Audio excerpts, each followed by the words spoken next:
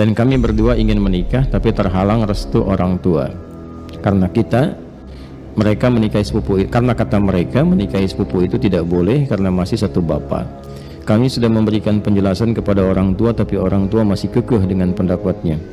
Kami hanya ingin halal agar kami terhindar dari maksiat. Kami mohon kepada Ustadz untuk memberikan penjelasan tentang hukum menikahi sepupu. Ibumu nggak boleh, ya kan? Kemudian juga saudarimu nggak boleh. Jadi kalau sudah jadi istri orang jangan dipaksa, ya, paham? Baik, termasuk nanti ada hadis sahih di Al-Bukhari dan Muslim, hati-hati bergaul juga dengan ipar.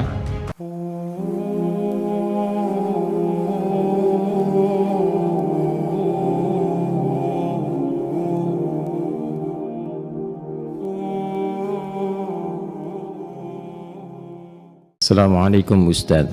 Waalaikumsalam warahmatullahi wabarakatuh. Semoga Ustaz selalu dalam lindungan dan rahmat Allah Subhanahu wa taala.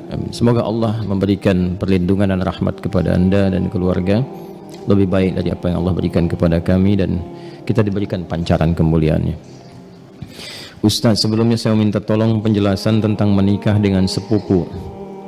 Apa di dalam Islam diperbolehkan? Kalau memang dibolehkan, saya mohon penjelasannya Ustaz. Karena saya ada berhubungan dengan sepupu. Kebetulan ayah saya dan ayahnya adik, dan ayahnya adik kakak. Kenapa kebetulan? Ya, emang adik kakak kan, bukan kebetulan. Ya, kebetulan ayah saya dengan ayahnya adik kakak. Ayah saya yang paling tua. Dan kami berdua ingin menikah tapi terhalang restu orang tua. Karena mereka menikahi sepupu, karena kata mereka menikahi sepupu itu tidak boleh karena masih satu bapak. Kami sudah memberikan penjelasan kepada orang tua tapi orang tua masih kekeh dengan pendapatnya. Kami hanya ingin halal agar kami terhindar dari maksiat. Kami mohon kepada Ustadz untuk memberikan penjelasan tentang hukum menikahi sepupu. Dan kalau boleh kami minta tolong divideokan ya Ustadz, agar orang tua kami bisa memahaminya dan memberikan restu kepada kami. Sebelumnya terima kasih banyak ya Ustaz. Syukran, jazakallah. Anda memindahkan beban hidup Anda kepada saya. Tidak apa-apa, ini biasa. Ya, boleh jawab. Yuk kita pakai Quran aja dulu jawabnya. Buka Quran surah ke 33 Al-Ahzab ayat 50. Quran surah 33 ayat 50. Tolong diambilkan kursi satu lagi, biar duduk. Kursi satu lagi, minta kursi. Ada? Kita langsung aja ya supaya nggak terlalu panjang. Hukum pernikahan dengan sepupu. Ada sepupu, ada keponakan, beda ya. Baik. Ini kan kasusnya begini. Ada adik kakak, ya. Kemudian masing-masing punya anak, kan? Anaknya ini saling punya rasa, ya, saling mencintai. Baik ya, masih ingat yang pernah saya sampaikan? Bukan 2 tahun lalu, kemarin malam Jumat, ya. Baik ya. Dan rasa ini ingin disalurkan dalam bentuk yang halal untuk pernikahan. Menikahi yang yang dicintai, menikahi yang dicintai itu harapan.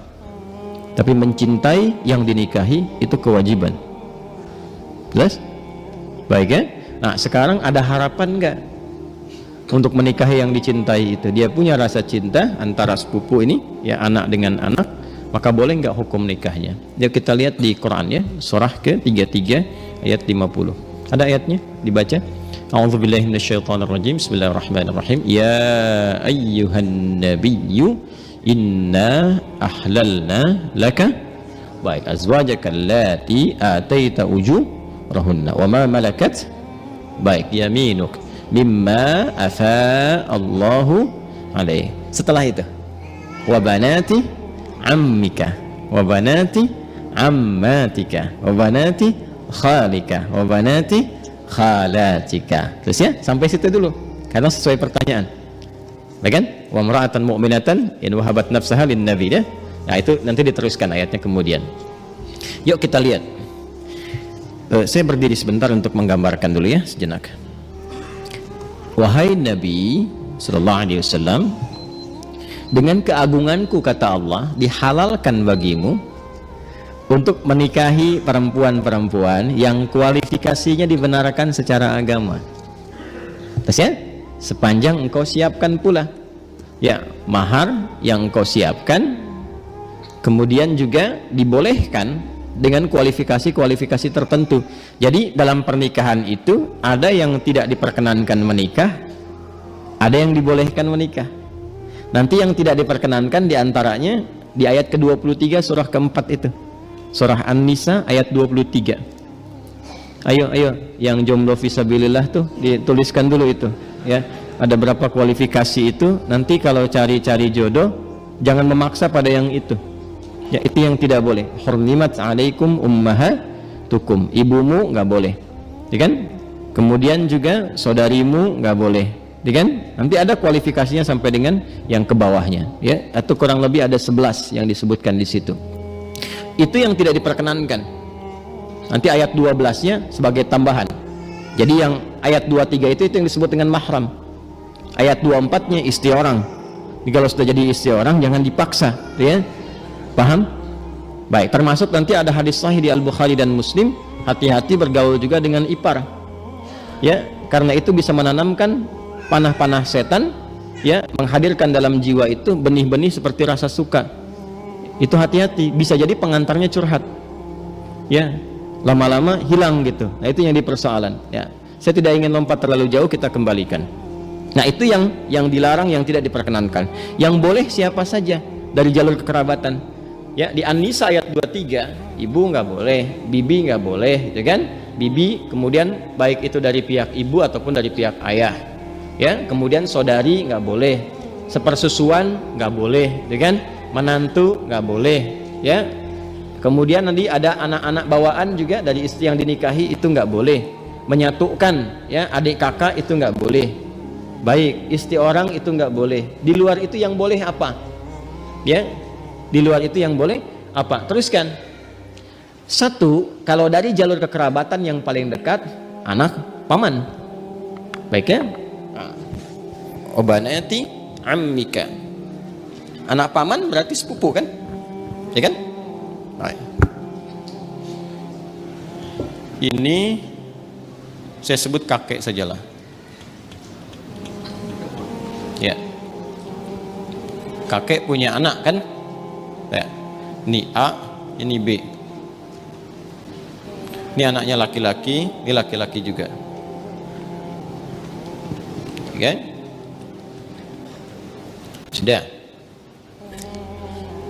Ini ayah lah ya, untuk memudahkan. Ini bapak.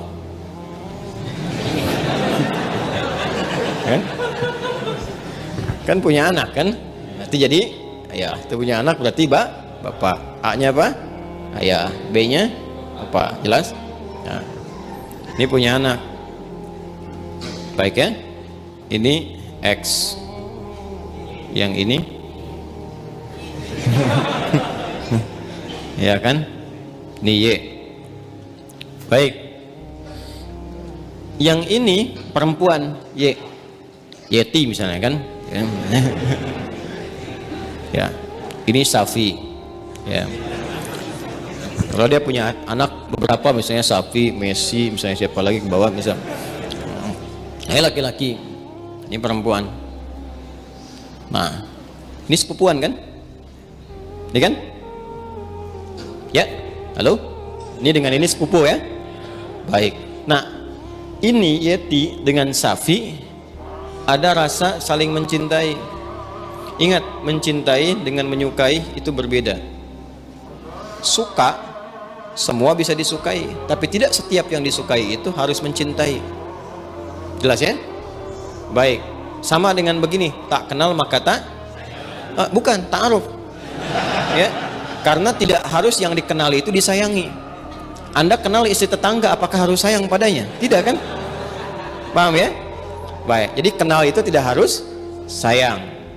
Halo? Paham? Nah, tapi kita menyukai siapapun harus suka dalam konteks kebaikan. Tapi tidak selalu yang disukai itu harus dicintai. Cinta itu diikat dengan nilai-nilai yang baik. Karena itu bagus pertanyaannya. Ingin tahu rambu-rambu agama.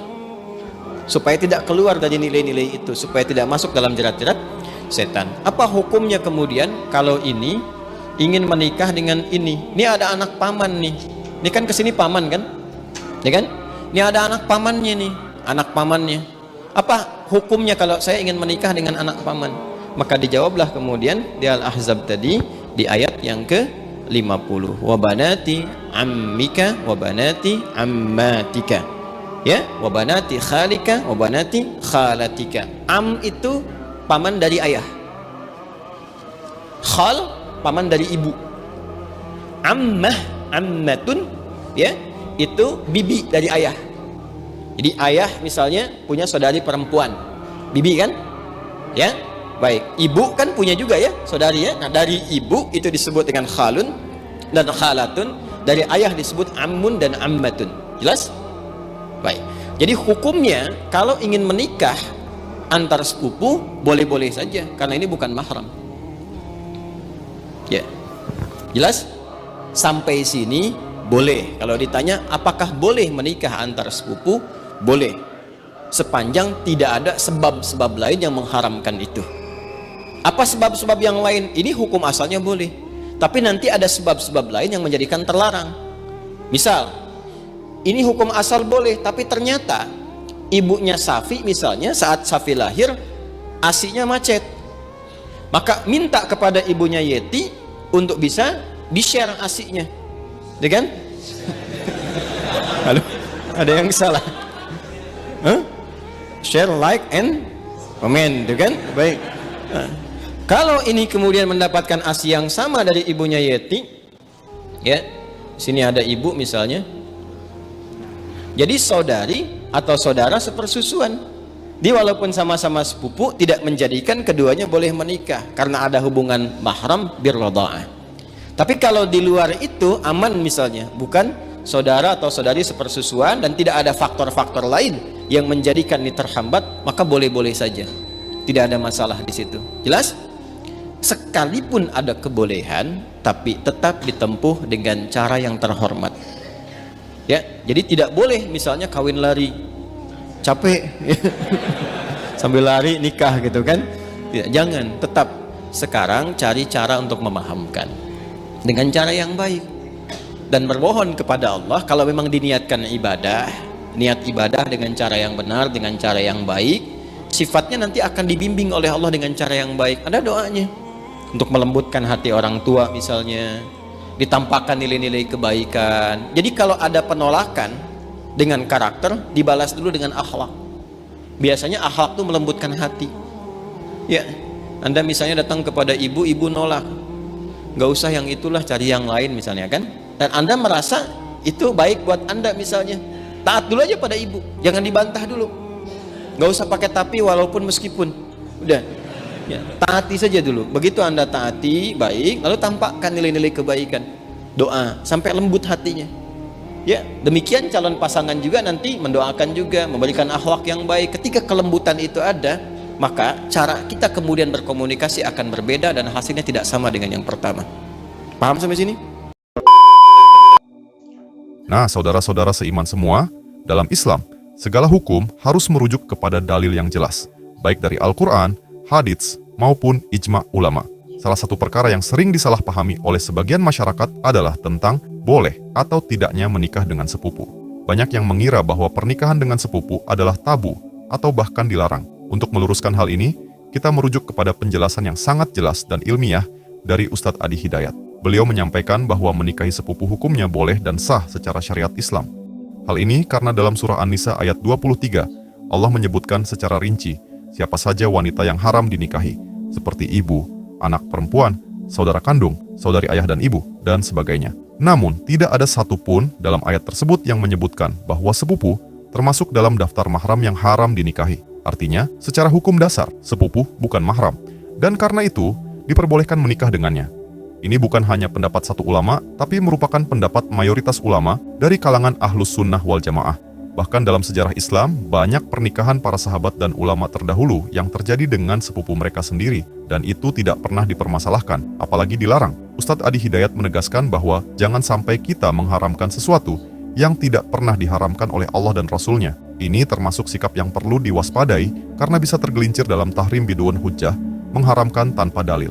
Islam tidak dibangun atas rasa tidak enak atau tidak biasa, tetapi atas dalil dan kejelasan hukum. Namun, beliau juga menyampaikan beberapa catatan penting dalam praktik menikah dengan sepupu. Tidak boleh ada hubungan sepersusuan, karena jika pernah disusui oleh ibu dari sepupu tersebut atau sebaliknya, maka hubungan itu menjadi mahram melalui susuan dan hukum menikahnya menjadi haram. Semoga kita semua diberikan pemahaman yang lurus, hati yang terbuka terhadap kebenaran, dan kekuatan untuk menjalani syariat Islam dengan sepenuh keyakinan. Nah, saudara seiman semua, itulah pembahasan kali ini. Semoga apa yang disampaikan bisa memberikan kita manfaat dan pelajaran baru untuk kita semua. Jangan lupa untuk like, comment, and subscribe, supaya kalian tidak ketinggalan info terbaru dari Santri TV. Sekian video kali ini, sampai jumpa di video berikutnya. Wassalamualaikum warahmatullahi wabarakatuh.